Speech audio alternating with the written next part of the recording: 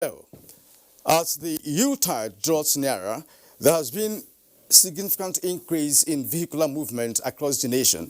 And that brings us to the issue of the state of Nigerian roads and the remediation program by the Federal Ministry of Works and Housing. Have a good evening and welcome to Weekend File.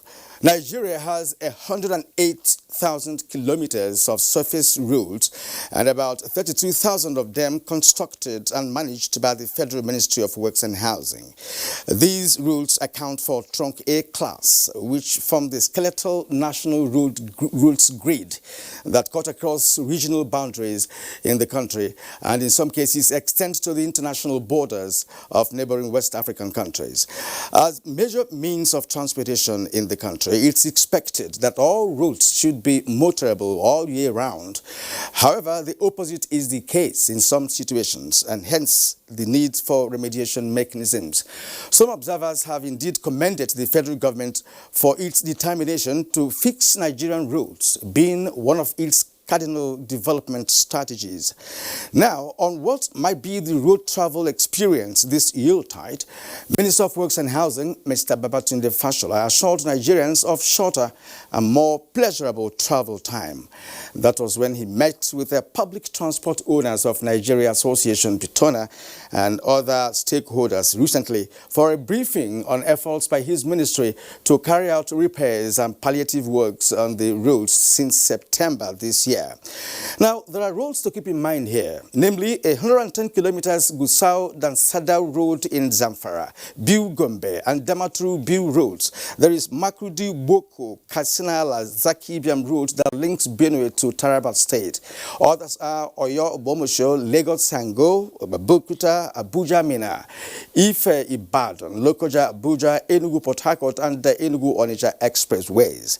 We hope to get updated on these and other roads across the country where palliative and actual construction works are ongoing. Thank you for tuning in to the program. My name is Kirian Umayo, and this is Weekend File, where national issues are properly dissected. Welcome once again, and we begin with the news. President Muhammad Buhari condemns the alleged execution of 4 aid workers by terrorists in northeastern Nigeria. In a statement by the presidential advisor on media and publicity, Femi Adesina, the president is saddened by the development and commiserates with the family and loved ones of the aid workers who had offered themselves to serve humanity at grave risks. The aid workers had been abducted near Damasak, Borno State in July this year, despite all efforts to secure their release to their alleged execution. Meanwhile, Minister of Humanitarian Affairs, Disaster Management and Social Development, Sadia Omar Farouk, has condemned the killing of 4 aid workers of Action Against Hunger by insurgents in Borno State. A statement by the Special Assistant to the Minister, Halima Oyelade, said the minister, who received the news with shock, described that as inhuman and tragic. The killing by the armed group, while appreciating the activities of local and international humanitarian organizations and their staff who continue to, against all odds, work to provide aid to victims of insurgency in northeast Nigeria. The minister encouraged humanitarian organizations, security operatives, and the public to work together by sharing useful information that can assist the fight against terrorism and armed conflict. More than 170 additional junior officers trained by the Armed Forces Command and Staff College Jaji have been ushered into the operational folds of the Nigerian Armed Forces for enhanced peace and security operations. Saliman Abdullahi Rigachigum reports. Lieutenant Usman Pasi is among the 42 junior naval officers, 86 Army and 29 Air Force personnel and additional 7 foreign students and staff from paramilitary organizations that have undergone 23 weeks tri-service and single-service military and leadership training in the 88th junior course of the Armed Forces Command and Staff College Jaji. There are certain things since I joined the job I have not known, but with this course, I've been trained, and if I go back, I will excel more than I was doing before. The 174 graduates are now better equipped and informed that some of the challenges being confronted with during the conduct of military operations and leadership are surmountable through the application of tactical skills they have imbibed. The appellation past junior staff course confers much responsibility on you anywhere in the world in terms of the desired quality and quantum output of your field and staff work. It is expected that the training received by the overall best student from the Republic of Ghana, Major Evo Amponsa, and Lieutenant Usman Pasi, among other colleagues, will provide a new vista in the command and leadership skills in their various units and commands of operations. In Kaduna, I am Suleiman Abdullah Rigachikun, NTA News. Thank you, Suleiman, for that report. Logistics management course for officers of the Nigerian Army ends in Lagos. Chief of Army Staff, Lieutenant General Tokoro Buratai, in a message at the graduation ceremony, restates the role of effective logistics handling in winning the war against insecurity in the country. Lynn Leneke has that report.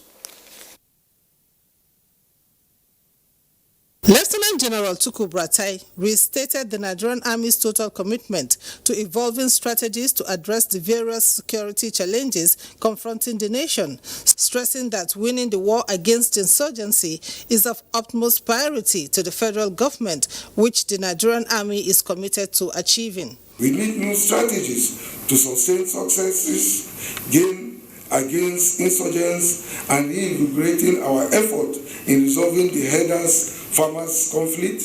These 19 officers have undergone some of the best training available at the Nigerian Army College of Logistics. They are equipped with efficient and effective tactical know-how on warfare, as well as asymmetric warfare. This was achieved by developing their understanding and application of modern strategic management concepts appropriate to defense logistics. I've learned a lot about logistics, especially staging of supporting area. The Nigerian Army College of Logistics was set up to meet the logistics demands of the armed forces during operations. In Lagos, Lynn Lenake, NTA News. United Nations Women, in collaboration with Food and Agriculture Organization, have launched a flagship program on climate-smart agriculture. The pilot scheme of the program is designed to provide technical support and inputs for vulnerable women in 8 states with a budget of $40 million. Musa Babaliu reports. Shea butter is a multi-billion-dollar value chain, with Niger State leading in its production. Women are the major key players in the shea nut value chain in the state. They pick the nut, process it, and at the same time market it. But the major concern is the return of investment, which is considered as insignificant considering the labor associated with the production. And the buyers we have, they buy it very cheap from the women. And these major issues identified by United Nations Women necessitated the inclusion of shea butter in the economic support program. So it's about substituting technology for labor on the one hand. It's about creating better connection between the women who are in shea nut value chain with the banks and other service providers. We want to assure them that we give all our cooperation, all that needs to be done so that our women can benefit. The program is designed to enhance the capacity of the women through climate resilient in their businesses. On the part of government, we are looking at how we are going to promote, the planting of shea nut trees, so that beyond just the ones we find in the wild, we also deliberately, domesticate, the shea. 3 local governments were targeted in each of the participating states. From Mina, Niger State, Musa Baba Aliyu, NTA News. The federal government's policy on ease of doing business is working. The latest destination is Nasarawa State, where Minister of Industry, Trade and Investment, Denny Adebayo, led a team of investors to the state. Ali Tijani Mohammed reports. State is a destination for businesses with solid minerals and agriculture in the forefront. The investors are willing to invest in sugarcane and rice production, as well as flour mill. Awe, Doma, Wamba and Toto local government areas have been identified as choice areas for the investment, expected to create jobs and boost the revenue profile of the state. Minister of Industry, Trade and Investment, Adeni Adebayo, says federal government will continue to partner state governments to promote industrialization. We intend to sit down with them and discuss further to see how we can encourage them to do more. But from what we have seen so far of all the plantations we have been to, we're very, very impressed and we're very happy with the level of work that they're doing. Governor Abdullahi Sule, who met with the delegation, says government is committed towards providing an enabling environment for businesses to thrive. In Lafia, Aliu Tijani Mohammed, NTA News. You are watching Weekend File on the network service of the NTA. Our focus tonight is on the remediation of Nigerian routes as the nation braces for high vehicular movement during Yuletide. More on this after the break. Correspondence report is up next. Inner strength, yeah, that comes from the hard knocks that life throws at us. And we Nigerians, we know all about that. We don't stay down, we get up and fight. Sure, it's about speed, technique, quality of the punches, reach. But the real fight is with myself. It's the power, but it's the speed as well. But I can't carry this heavyweight title by myself. There's always got to be someone in my corner. And that's why I believe in Glow. We have that same tenacity, that Nigerian fighting spirit that makes us game changers. You have to dig deep to be a world champion. But yeah, we Nigerians, yeah, we know all about that. What a fight! Glow, our halo. Heavyweight champion of the world! It is another morning. Not just an ordinary time. Start of a new day. A new beginning.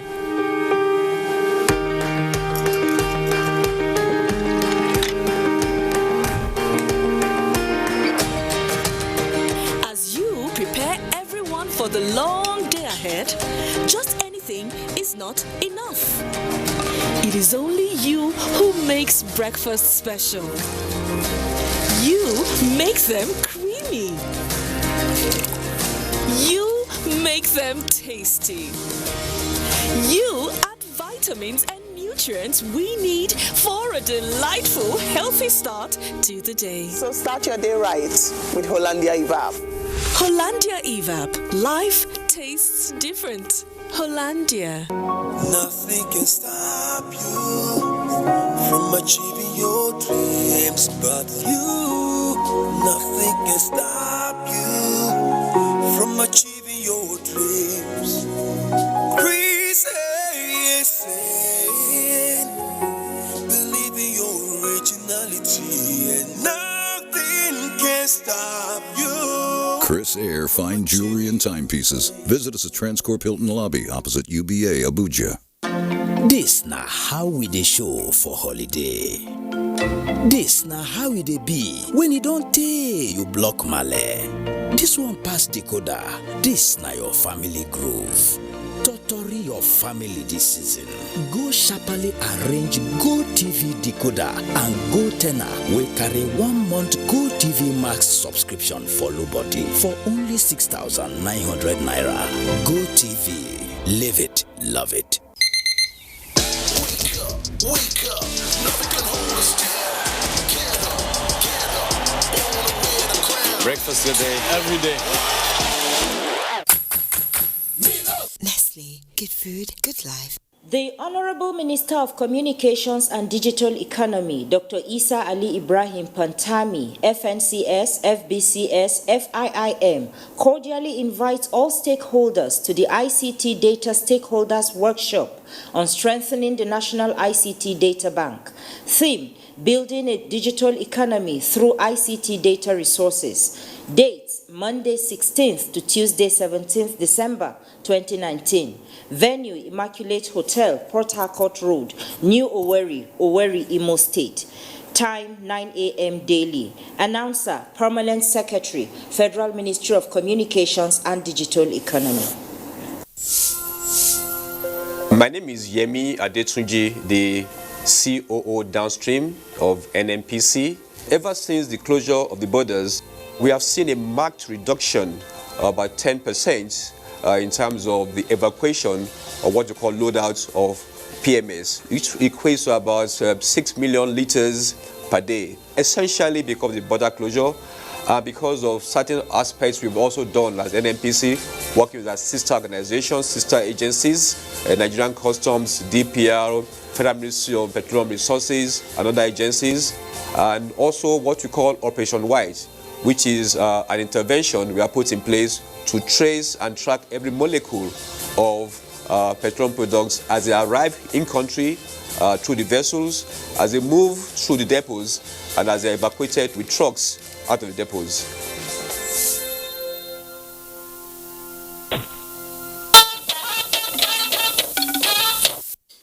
You're welcome back. Now, Lagos State, having the highest number of bridges in Nigeria, is where we'll start. And Dotu Oguyemi highlights the remedial efforts ongoing along critical road infrastructure in that state.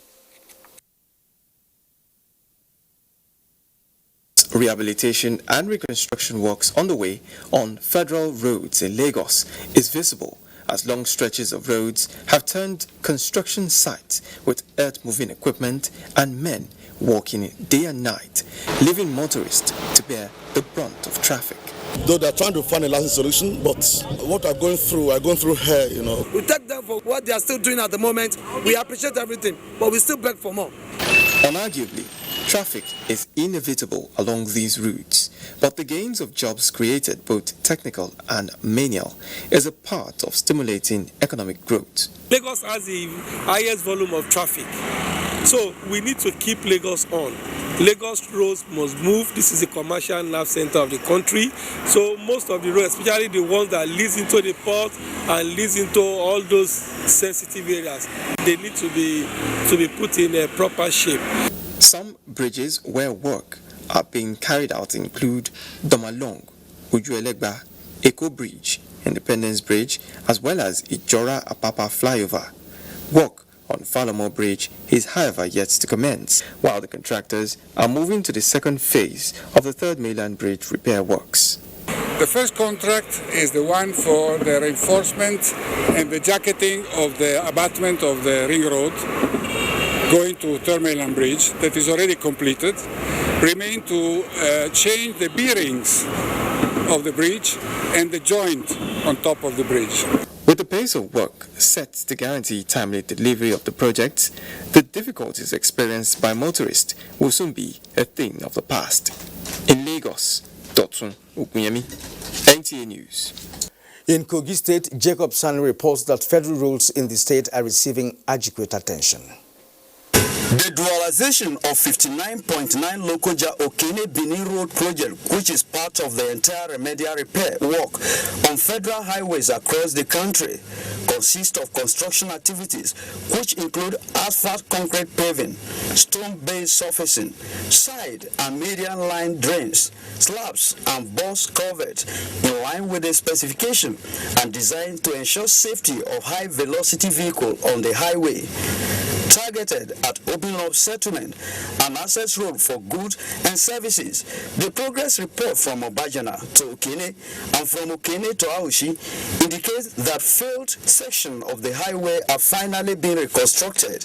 This was the initiative of the Mr. President, who wants Nigeria to have ease movement during the ember months.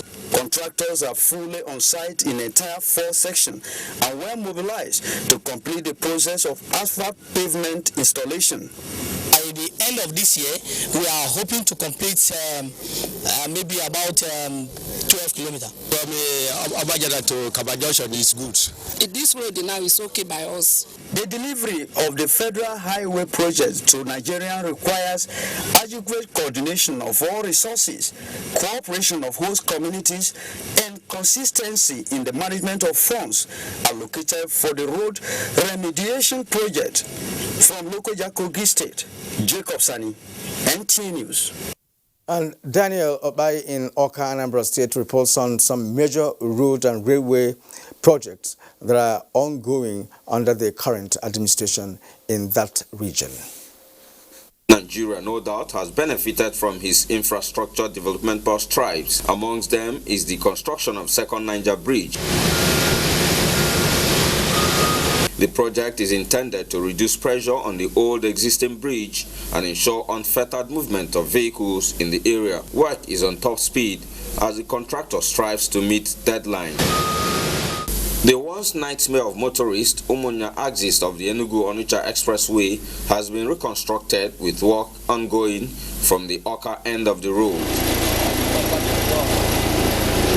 Recent decision of the President Muhammadu Buhari's administration to further construct a railway line that will start from Owerri, the Imo State capital, through Anambra to Ebonyi State, captures the true wind of change of the present administration.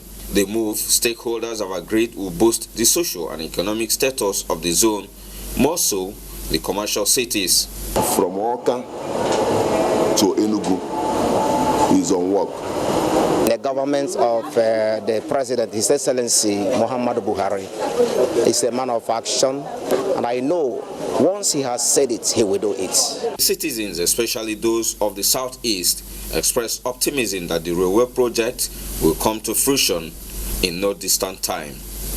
In Awka, Daniel Okbai, NTA News.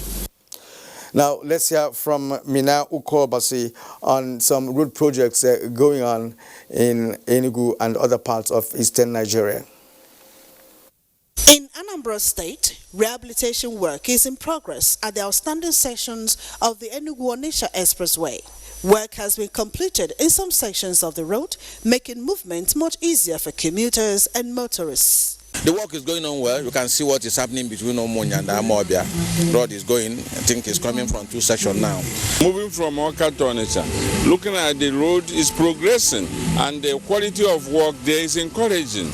We must appreciate Mr. President for that. Meanwhile, in Enugu State, a visit to Amansi Enugu Tower Road indicates that remediation work is seriously ongoing. Although contractors declined comments, motorists were, however, elated and thankful to government for the prompt attention on the road. The road is sometimes a little bit bad, but now we can see the government is about doing it. So it's a bit good. Amansi Road is very good now. They work on it now, well. Still on a positive note, the Oji River section of the Enugu-Onitsha Expressway is also receiving a first lift. However, the state of Uwonyama axis of the Enugu-Onitsha Expressway is still a far cry from the rest. Very soon, the contract will be awarded. The contractor on the adjoining section of the road to carry out palliative works so that people from Enugu State and road users in general will have a smooth passage. The Enugu-Onitsha Expressway is a major road linking the southeast to the north and the south-south. In Enugu, Mina Adobe Kobasi. Now, with a few weeks to Christmas, hopes are high that respite will soon calm the way of motorists and commuters plying the Calabar-Itu highway. This follows federal government's plan to commence work soon along the highway.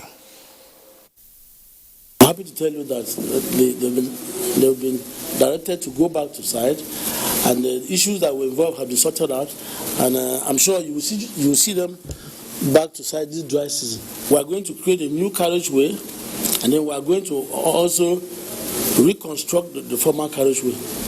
Because of the volume of traffic, government has seen the need to dualize the road.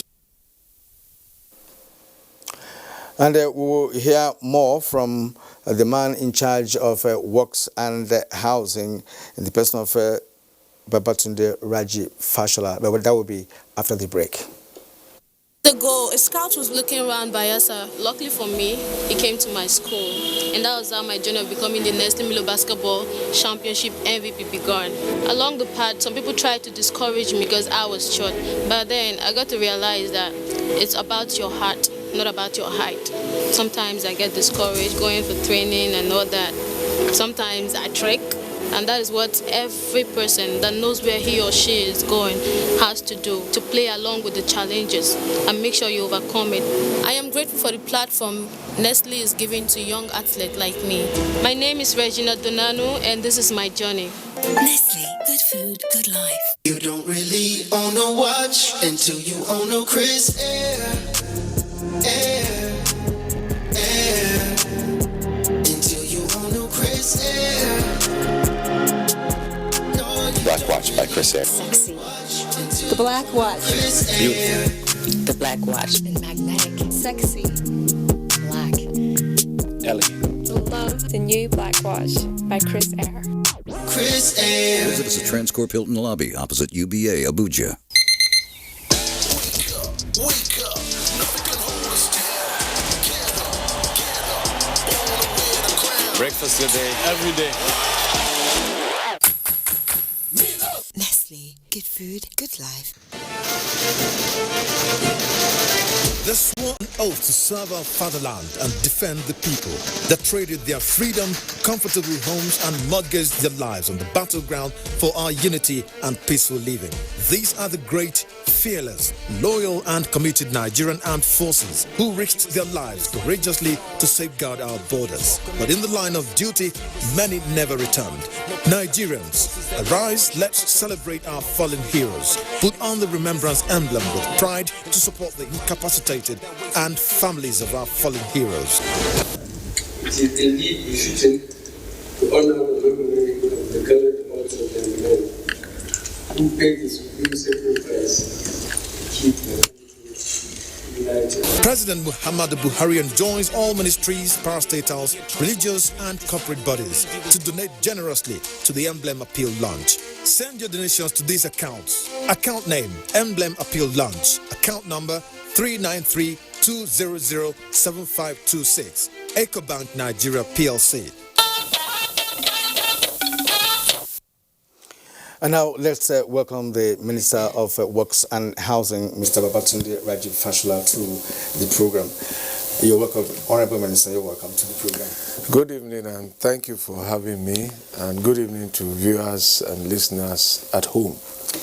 Now, we saw in the reports by our correspondents enormous route projects ongoing in many parts of the country. What else should the viewer know about this concept of remediation? Well, thank you for that question, and perhaps let me first apologize for my voice. I think I'm coming down with a flu or something, but it's to first say that we deal with two broad seasons in the country. The first is the rainy season. We start preparing for that from March, and then the end of the year, which is high volume, high traffic season, which we call the Ember months, that climaxes between December and the New Year in January. We start preparing for that from September. So all of what you are seeing now are the manifestations of work that has started since September. So the reports that you have featured across the country with your nationwide reach is us going to the climax of the end of year movement, where many Nigerians from all over the world are coming home. People want to get married. People are going to connect with families, traveling across the length and breadth of the country. People importing things, shipping things, putting pressure on the ports. Also, they need to move fuel to service all of the vehicles that need to transport. So it's a high logistics season, but we are prepared to deal with it. Some of the things we have done first is to tell all our contractors to start remediation work, either in addition with construction work that they are doing, or to suspend construction work and focus on remediation work so that the movement during this period is easier. We have also told them to open as many diversions that they have created during construction, which was meant to protect their workers from being run into, to make it easier for people to move. We have met with the Petrol Tanker Drivers Union, the luxurious bus owners. We have taken feedback from FRSC about bad routes, and we are responding as best we can. Let me point out that it is widely reported that there is a fiscal and financing problem. So we don't have enough money to do all of what we want to do. The country is also trying to borrow to fund infrastructure. Some people think we shouldn't borrow, but the borrowing process has been initiated by Mr. President. Just this week, I was in Parliament with the Minister for Finance to go and make the case to the representatives of the people, the legislators, about the concerns that Nigerians through them have expressed about Nigerians borrowing on one hand and concerns about how to fix the infrastructure on the other hand.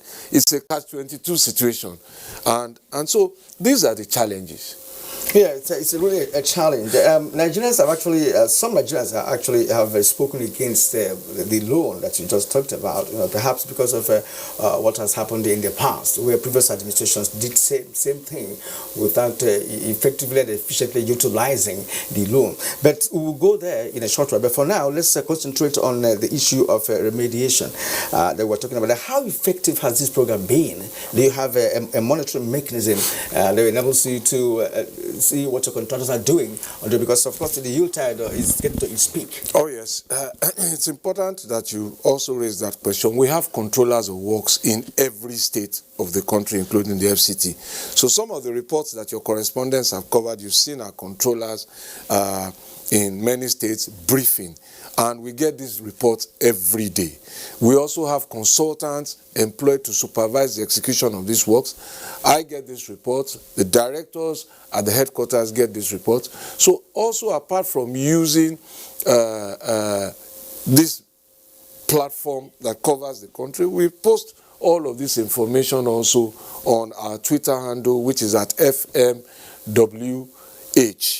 which is abbreviation for Federal Ministry of Works, and some of these reports are there.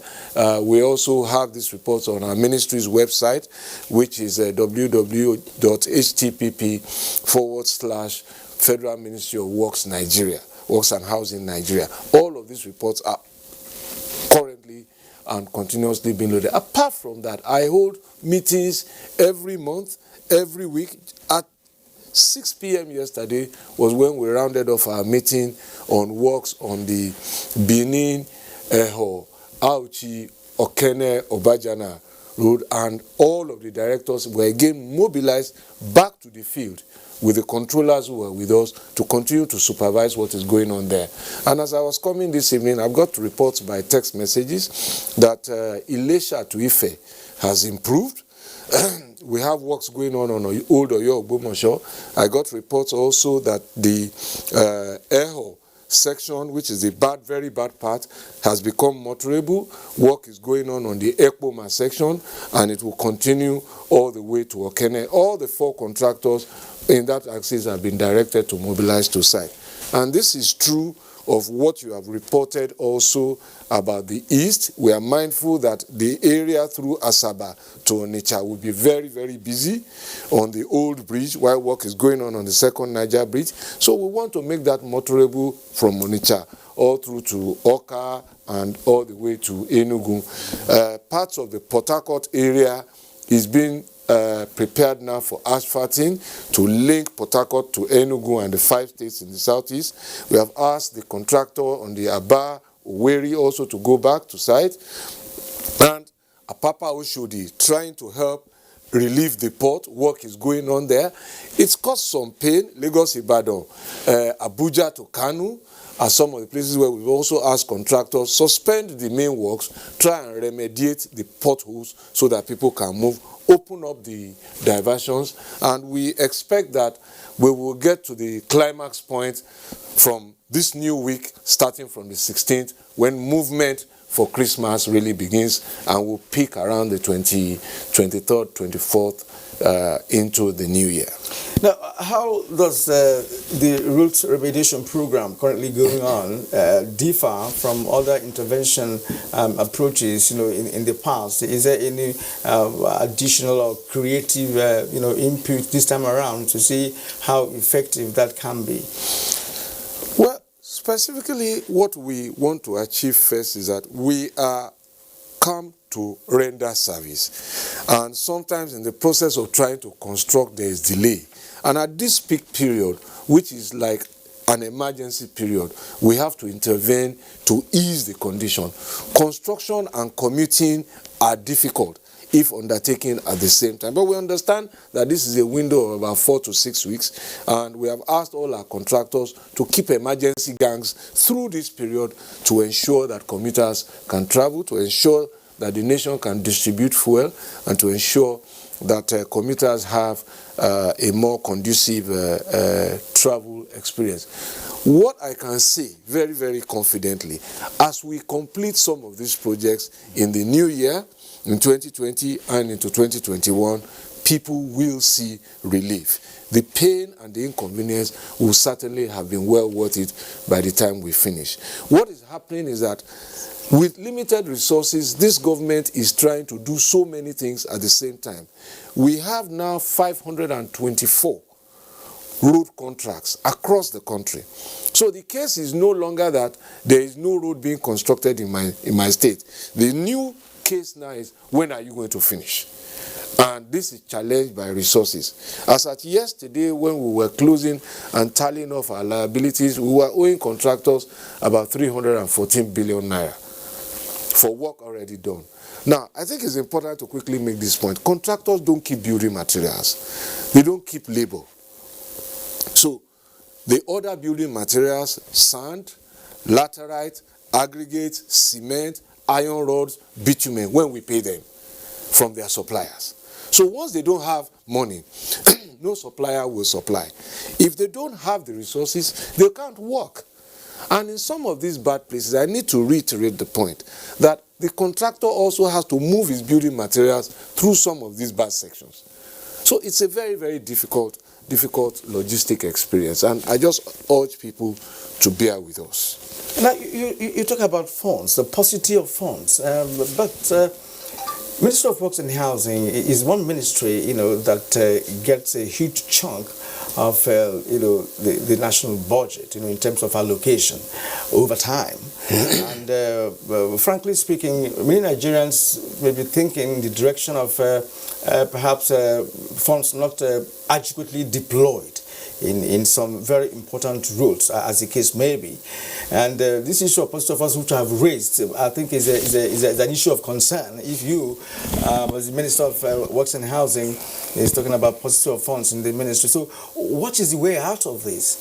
I think, first, in answer to your question, you are right. The Ministry of Works usually gets the largest share of the budget, but that is what it is, a budget. It is not cash. It is a statement of intent of what the government wants to do.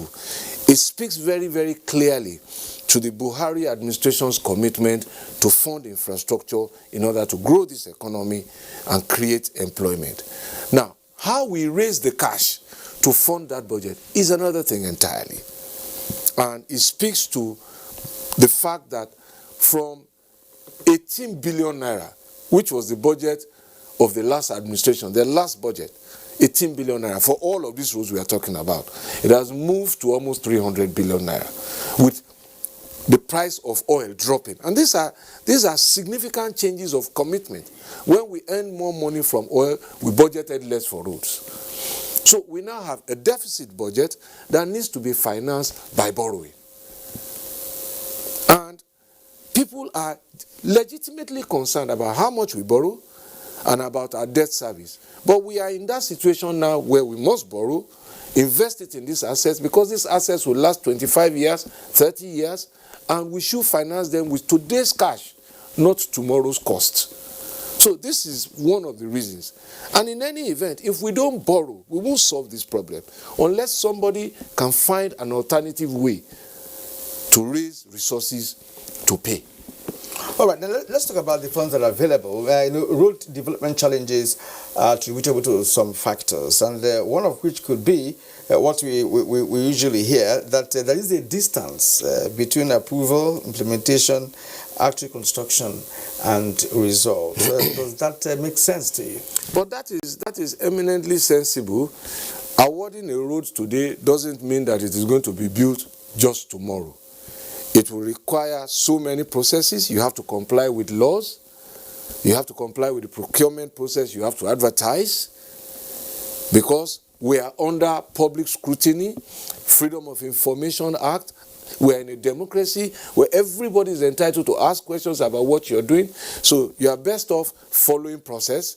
And so all of these things, when a road is awarded, contracts have to be signed. After you have gotten the approval from FEC or whatever, legal agreements have to be signed.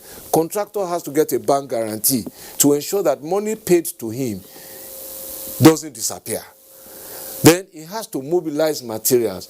So he first has to order from a quarry to blast rocks, to excavate laterite, to excavate rocks and crush into aggregates, order the production of bitumen, order the production of steel, move all of this to his batching plant, mix them into concrete, transfer them to the site, and then use labor to begin to lay. So you will hear one of our controllers saying what they have targeted before the end of the year is to asphalt 12 kilometers. That's the work that can be done within the specific time. So some of these roads we are talking about are 300, 400, 250 kilometers, linear kilometers. Each one of them, some of them are 2 lanes, some are 4 lanes, some are 8 lanes. The Lagos-Ibadan Expressway is 10 lanes.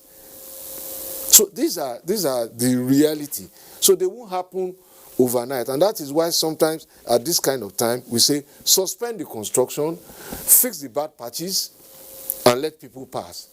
And after the peak period and the pressure, normal service can return to construction. All right, now considering the rate of funding of road projects and the fact that contractors have barely 7 months of the year to carry out both palliative and actual construction because of weather situation, and vis-a-vis the issue of budgeting.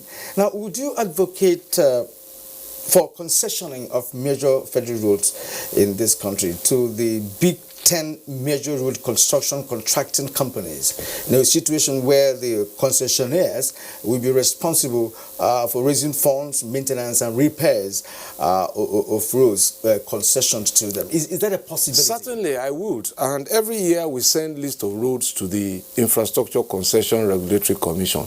The truth is that I'm not sure that those who make the argument of concessioning as many related to the real economy. So how many construction companies have 200 billion naira to invest in a road?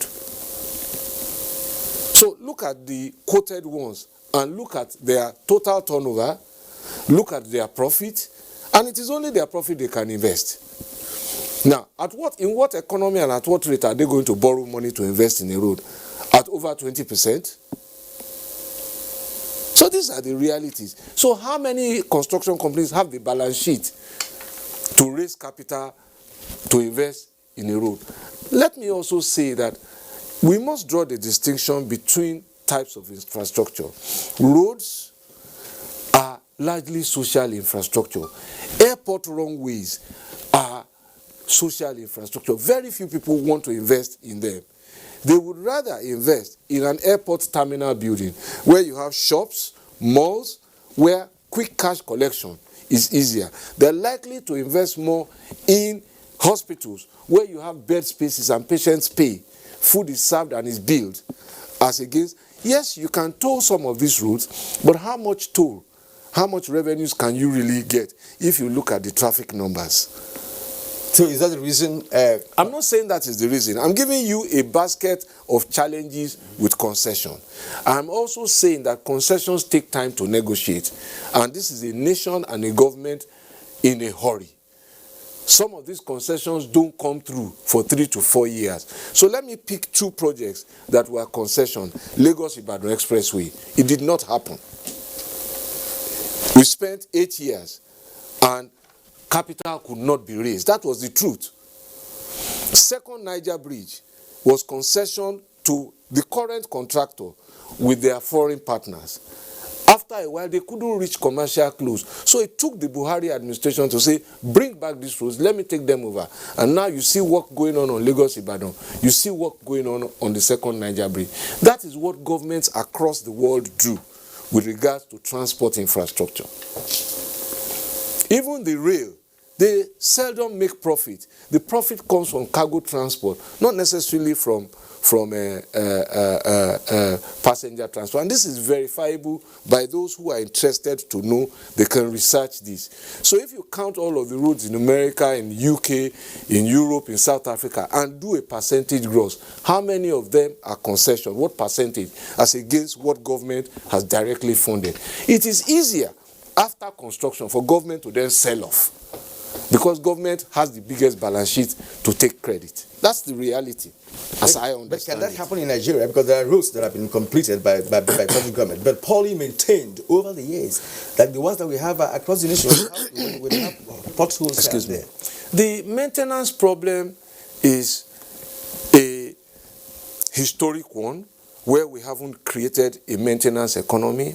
And the Buhari government has approved a maintenance program for Nigeria, starting with schools, starting with public buildings, going on to roads, and going on to rail and other infrastructure. That will happen because it's a critical area also for creating employment, road maintenance.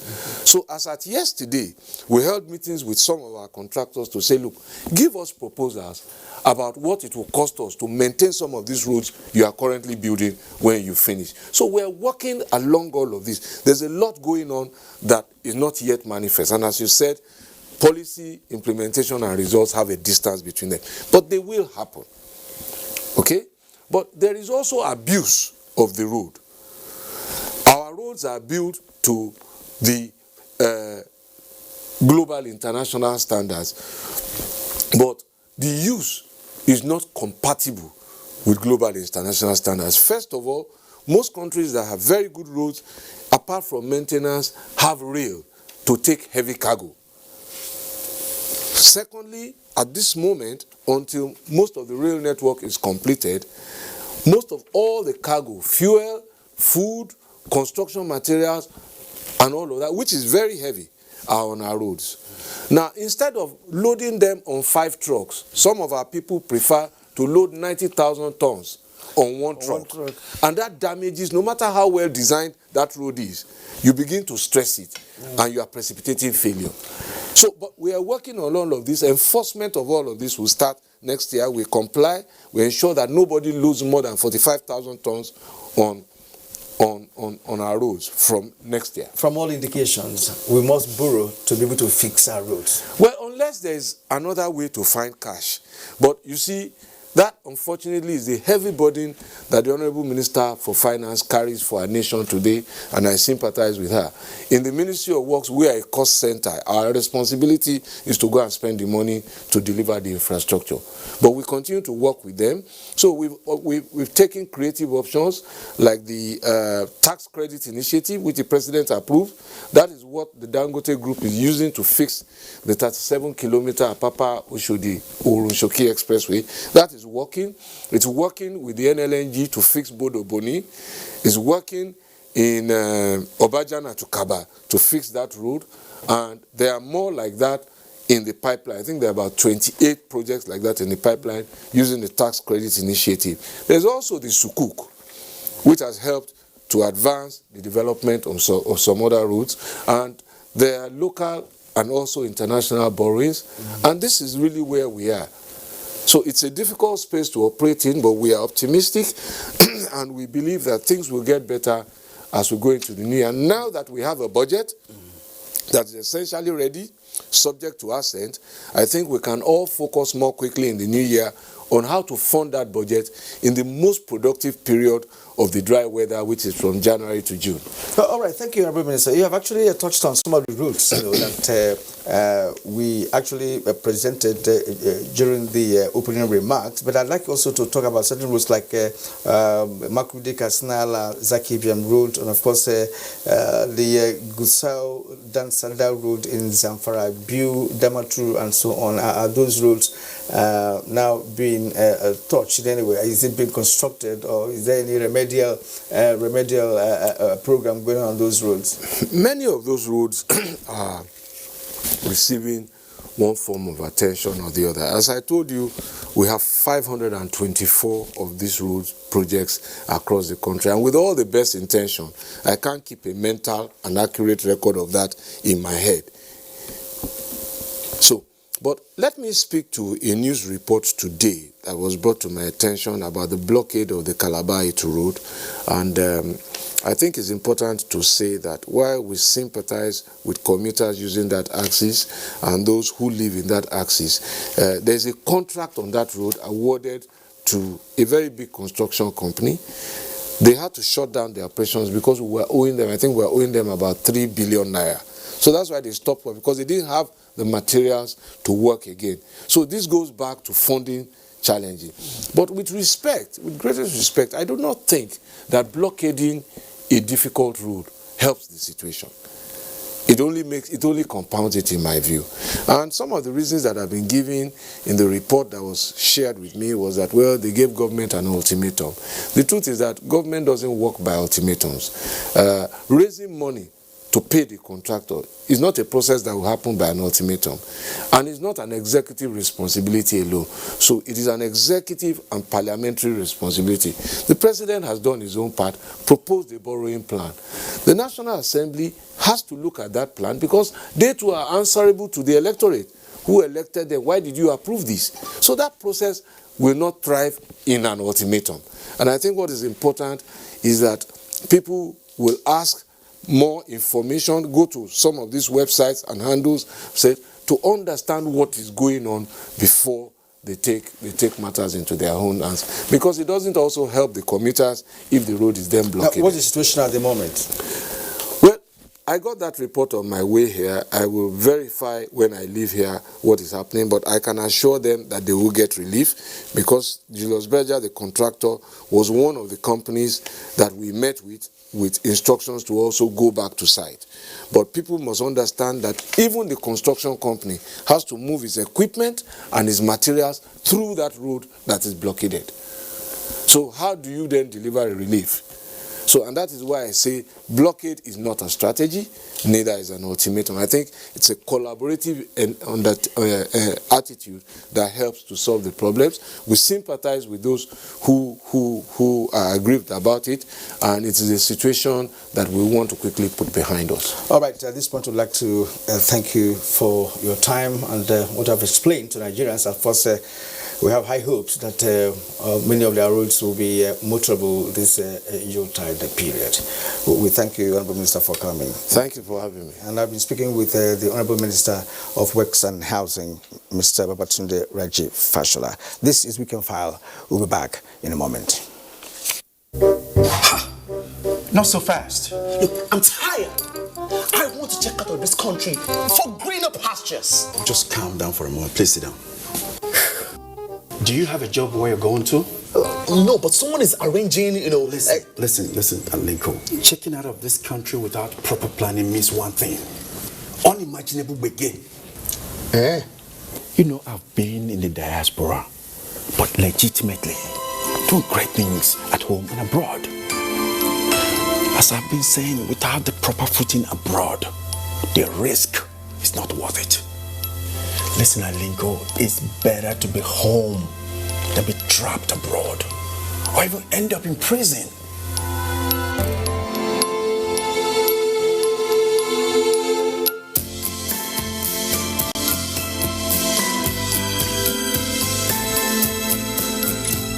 This world is not my The Bemudu family of Ilan Town, Oshimili North local government area in Delta State, wishes to announce the royal passage ceremony of His Royal Majesty Obi Christopher Akazue Bemudu II, age 93. He was the Ogbelani of Ila Kingdom and Diokpa of Omugu Quarters. Program of activities, Thursday, 19 December 2019. Service of songs and tributes at Ioka Primary School Playground, Ila, at midday, followed by a social wake-up at 8 p.m. Friday, 20th December 2019, cultural and traditional processions and performances by various groups at Ioka Primary School, Ila. Saturday, 21st December 2019, in-laws and guest condolence visits at family compound. Sunday, 22nd December 2019, outing and Thanksgiving service at St. John Evangelist Catholic Church, Ila. Time 9 a.m. Reception and entertainment of guests follows immediately after Mass at the family compound, Omugu Quarters. Announcer, Commodore Kenneth Nkem Bemudu, retired for the family. Now to sports. Nigeria and Kenya dominate inaugural ECOWAS International Marathon in Abuja. Gift George has this and more on Sports Update.